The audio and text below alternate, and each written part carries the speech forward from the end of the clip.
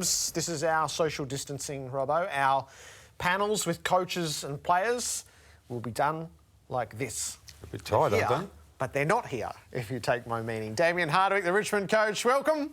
Hey guys, how are we? David Teague, Carlton's leader. Welcome, David. Evening, gentlemen. Damien, should Thursday night's game go ahead?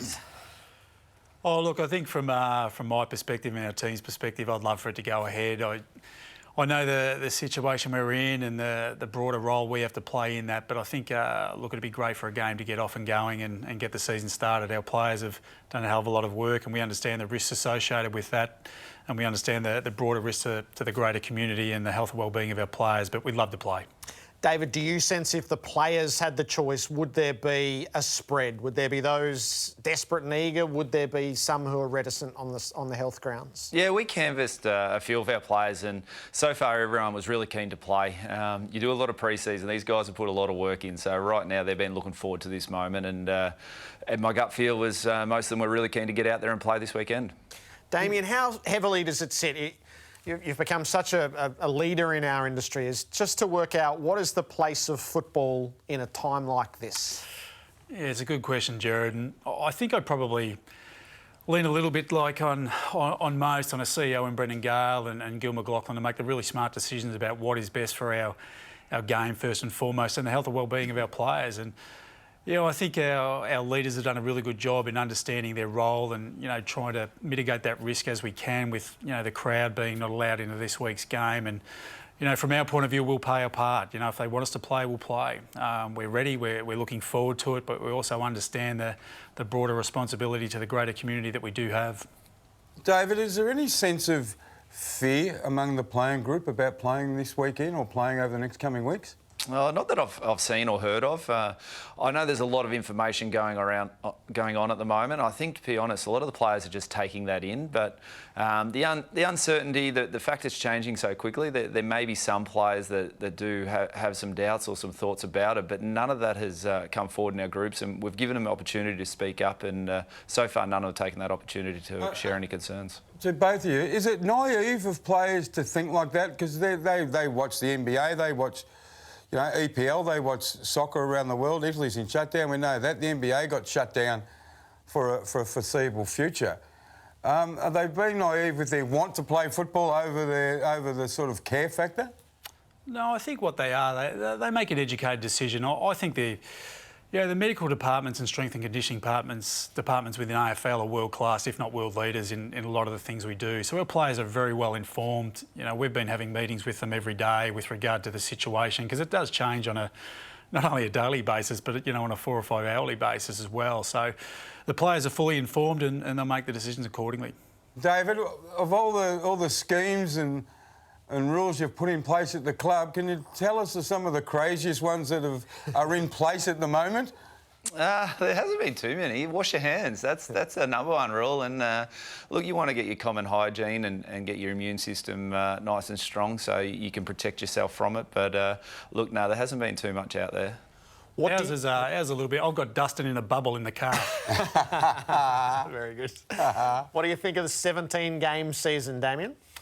Oh, I think it's an opportunity to see what it looks like. We're not quite sure what it looks like even at this stage, but I think the players will look at that, and 17 games is a really good season, and you find out who the best of the best is, and we're just happy once again to be playing. But it's an interesting look that the AFL will now get to see what a 17-game season does look like.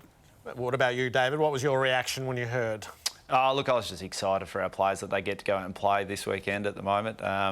Look, the 17 games is better than none, so right now I think we're excited just to be going out there to play. As the CEO, sorry, Jerry, as the CEOs at your club, Kane Little and Brendan Gale, have they spoken to the coaching staff about pay cuts?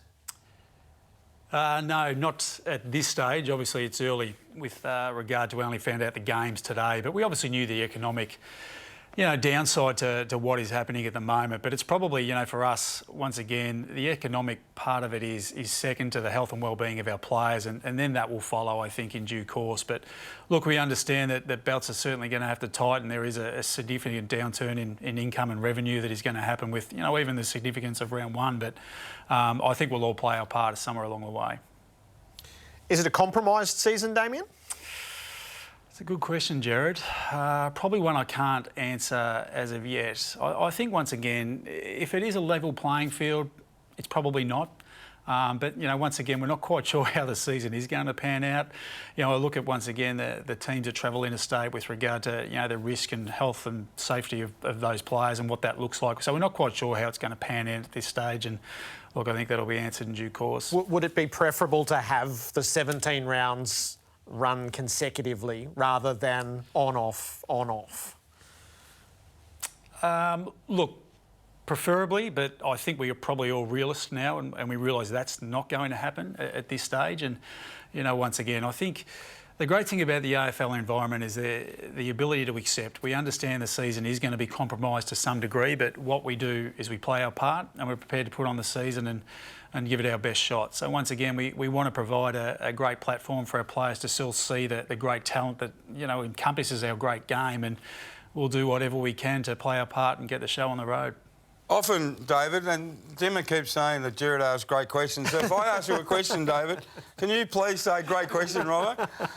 Now, I need to ask you, David, you build your players up pre-season, you have the break at Christmas, and then you start rolling January through February games into round one, and it's almost you train them for the minute. Now there's a possibility of Jared just saying stop starting. How much impact could that have on the mental health or the mental patience of the players? That's a good question. Thank you, David. Yeah, look, it is something, but I think as professional athletes, you're always challenged, and it's how you adjust to those challenges from a training point of view, from a mental point of view. So we'll have the right people in place to support the players through that, and it's obviously learning for us. We haven't been here, we haven't done this, so I think we'll continue to learn, and hopefully what we do is we put some good protocols in place to really protect the players and the staff, and then also the fans that are watching from home, and when they do come back, that it's a really safe environment for them to enjoy this great game. Is that something, Dimmer, that you might look overseas at the clubs, and what are they doing through this period? Yeah, it's an above average question. Look, it is. I think that is the one thing that I probably look at, and I think, 40 weeks. If the players are here for 40 weeks, we're playing a 17-game season, it is a long, tough road to AFL football, and the mental health and well-being of our players is first and foremost. So that is going to be an enormous challenge for all football clubs, especially depending on how long the game does stop for. So there's obviously a couple of leagues that are ahead of this, so we'll certainly be monitoring the outcomes of that. When do you need to know, David? Are you, I imagine you're neck deep in the work for Thursday night. When do you need to know? Oh, I hope they don't. I've nailed this week. I've had a really good week. I think I've coached well. Look, you control the controllables. We're preparing to play Thursday night, so if it changes, it changes. And whatever the next game is, if we do play this Thursday and when our next game is, then we'll just need to make sure we're ready. But I think everyone's going to be in the same boat, so it's up to the clubs and each group and individuals to make sure that they're ready to go and ready to perform and play well. If it does go ahead and there's no crowds, Damien, what the hell do you expect? I'm not too sure.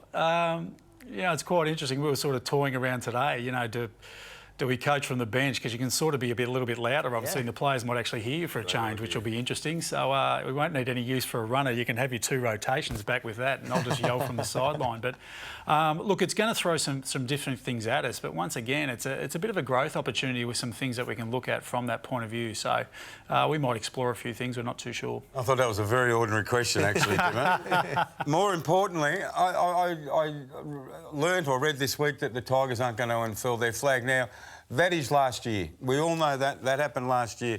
But it's a really big event for the Tiger fans.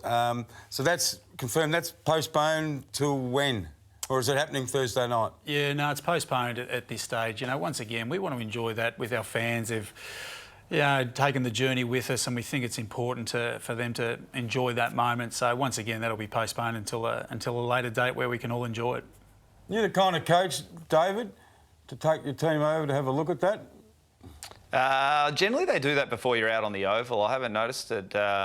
I think we played a couple of years ago, and I personally, as a coach, I don't know if I was busy, but I didn't see it happen. I think it happens maybe when the players are in the rooms. It'd be gutsy from a second-year coach, wouldn't it? Taking your young team and just stand there and watch the flag up and say, "There you go, boys."